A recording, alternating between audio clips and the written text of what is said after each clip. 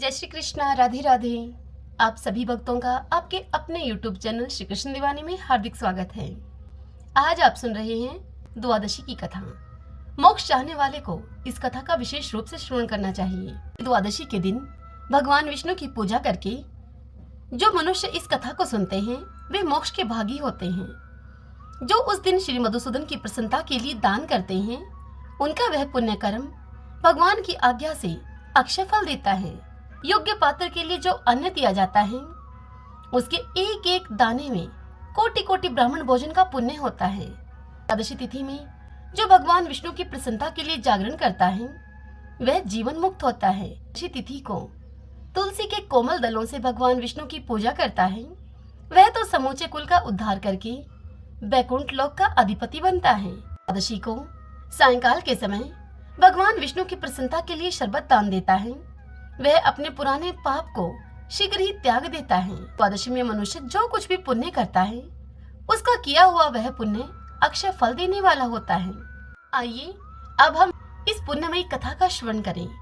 सभी बोलिए विष्णु भगवान माता लक्ष्मी की जय। ओम नमो भगवते वासुदेवाय। प्राचीन काल में कश्मीर देश में देवव्रत नाम का एक ब्राह्मण था। उस ब्राह्मण के सुंदर रूप वाली एक कन्या थी जो कि मालिनी के नाम से प्रसिद्ध थी।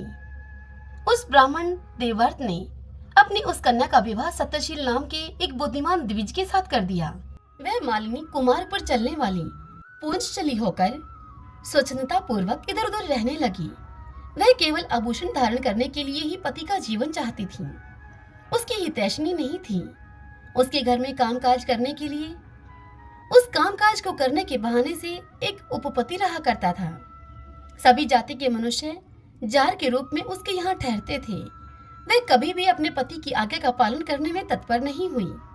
उसके इसी दोष से उसके सब अंगों में कीड़े पड़ गए जो कि काल अनंतक और यम की भांति अब उसकी हड्डियों को भी छेद डालते थे। उन कीड़ों से उसकी नाक, जीवा और उसके कानों का उच्छेद हो गया था। उसके स्तन और उसकी उंगलियां गल गई। उसमें अब पंगुता आ गई। इन सब कलेशों से मृत्यु को प्राप्त होकर वह नरक की यातनाएं भोगने लगी। 1,50,000 वर्षों तक वह तांबे के भांड में रखकर जलाई गई। 100 बार उसे कुत्ते की योनि में जन्म लेना पड़ा। तत्पश्चात शोवीर देश में पदम बंधु नाम के एक ब्राह्मण के घर में वह अनेक दुखों से गिरी हुई कुतिया हुई। उस समय भी उसके कान, नाक, पूंछ और पैर कटे हुए थे। उसके सिर में कीड़े पड़ गए थे और उसकी योनि में भी कीड़े भरे रहते थे। मुनि श्रुतदेव जी राजा जनक से इस कथा का श्रवण कराते हुए आगे कहते हैं कि हे राजन, इस प्रकार उसके 30 वर्ष बीत गए। एक दिन वैशाख के शुक्ल पक्ष की द्वादशी तिथि को पदम बंधु का पुत्र नदी में स्नान करके पवित्र होकर भीगे हुए वस्त्रों से अपने घर को आया। उस पुत्र ने तुलसी की वेदी के पास जाकर अपने पैर धोए। दैव योग से वह कुतिया उस वेदी के नीचे सोई हुई थी। सूर्योदय से पहले का समय था। ब्राह्मण कुमार के चरणोदक से वह नहा गई थी और तत्काल ही उस कुतिया के सारे पाप नष्ट हो गए। फिर तो उस कुतिया को उसी क्षण अपने पूर्व जन्मों का स्मरण हो आया। पहले के कर्मों की याद आने से वह कुतिया तपस्वी के पास जाकर बड़ी ही दीनता पूर्वक वाणी में पुकारने लगी। कुतिया ने कहा कि हे मुने, आप हमारी रक्षा करें। तदंतर उस कुतिया ने पदम बंधु मुनि के पुत्र से अपने पूर्व जन्म के दुराचरण पूर्ण वृतांत को सुनाए और यह भी उनसे कहा कि हे ब्राह्मण, जो कोई भी दूसरी युवती पति के ऊपर वशीकरण का प्रयोग करती है वह दुराचारणी मेरी ही तरह तांबे के पात्र में पकाई जाती है।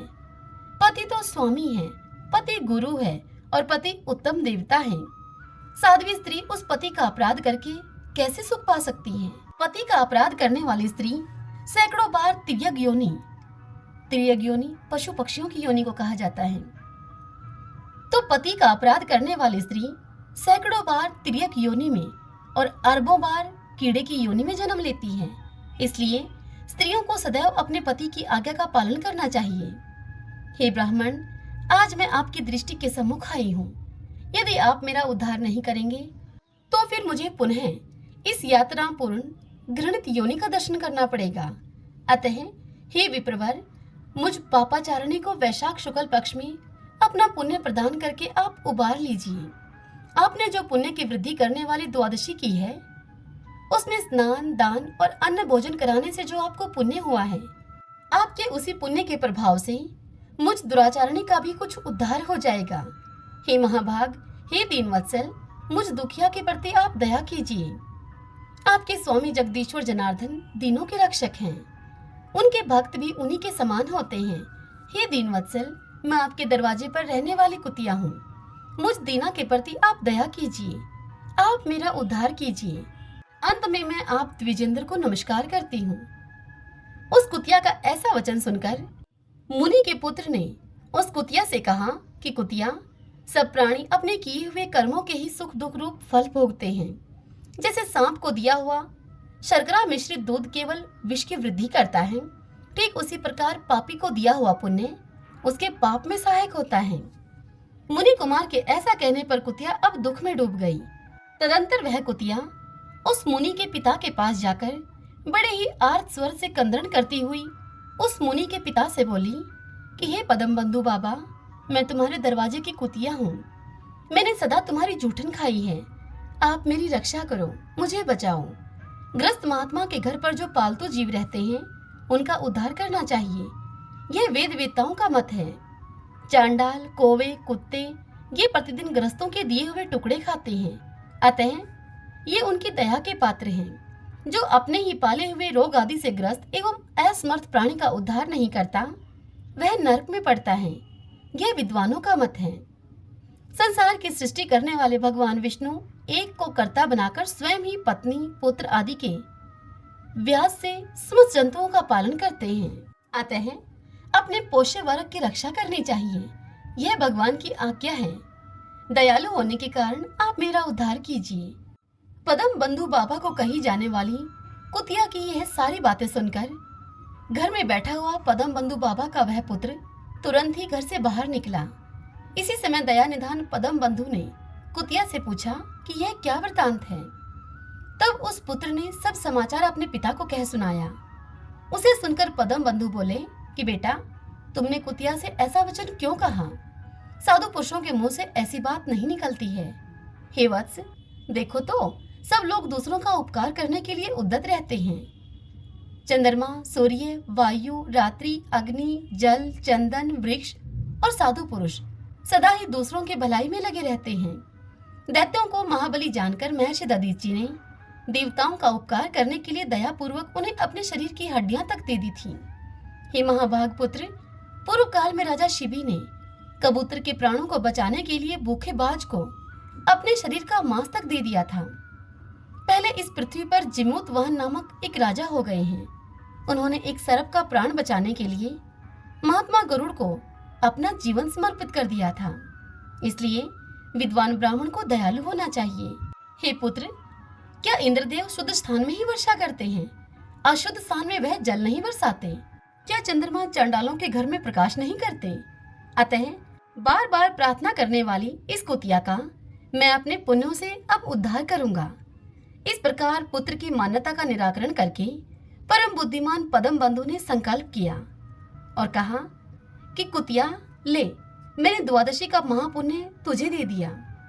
ब्राह्मण के इतना कहते ही कुतिया ने सहसा अपने प्राचीन शरीर का त्याग कर दिया और दिव्य देह को धारण करके दिव्य वस्त्र आभूषणों से विभूषित होकर दशों दिशाओं को प्रकाशित करती हुई ब्राह्मण की आज्ञा लेकर अब वह कुतिया स्वर्गलोक को चली गई। वहां महान सुखों का उपभोग करके इस पृथ्वी पर भगवान नर नारायण के अंश से उर्वशी नाम से प्रकट हुई।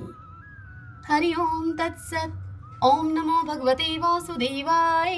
विष्णु भगवान की जय। ओम माधवाय नमो नमः। आइए अब हम तुलसी माता की कथा का श्रवण करते हैं, क्योंकि एकादशी के पारण के समय तुलसी जी की कथा अवश्य सुननी चाहिए।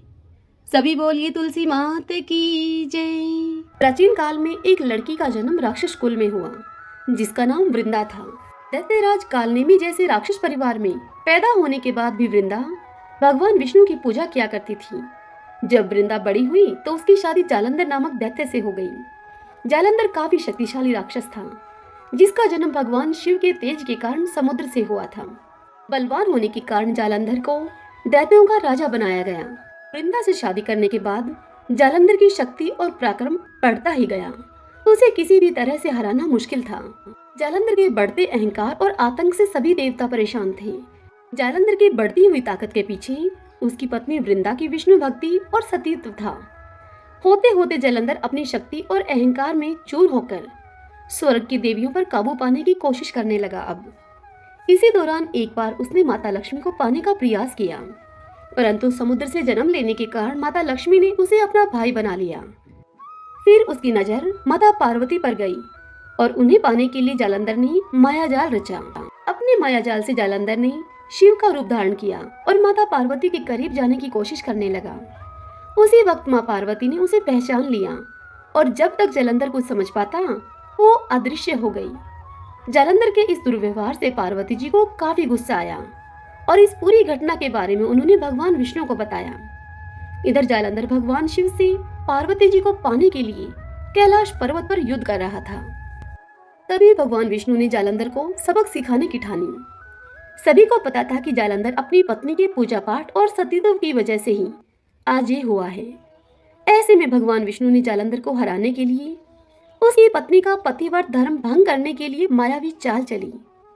भगवान विष्णु एक साधु का रूप धारण करके वृंदा से वन में मिलने के लिए गए। उनके साथ दो मायावी राक्षस भी थे, जिन्हें देखते ही वृंदा डर गई। तभी भगवान विष्णु ने उन दोनों राक्षसों का वृंदा के सामने ही वध कर दिया।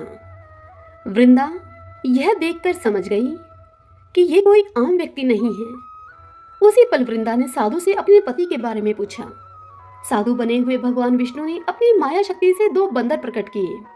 दोनों बंदरों के हाथ में जालंधर का सिर और धड़ था। यह देखते ही वृंदा बेहोश हो गई। कुछ समय के बाद होश में आने पर वो साधु से अपने पति को दोबारा जिंदा करने की प्रार्थना करने लगी। वृंदा की विनती सुनकर उसकी आंखों के सामने ही साधु ने अपनी माया से जालंधर के कटे हुए शरीर के हिस्सों को जोड़ दिया और स्वयं उस शरीर में समा गए। वृंदा को जरा सा भी अंदाजा नहीं था कि उसके साथ ऐसा छल किया गया है।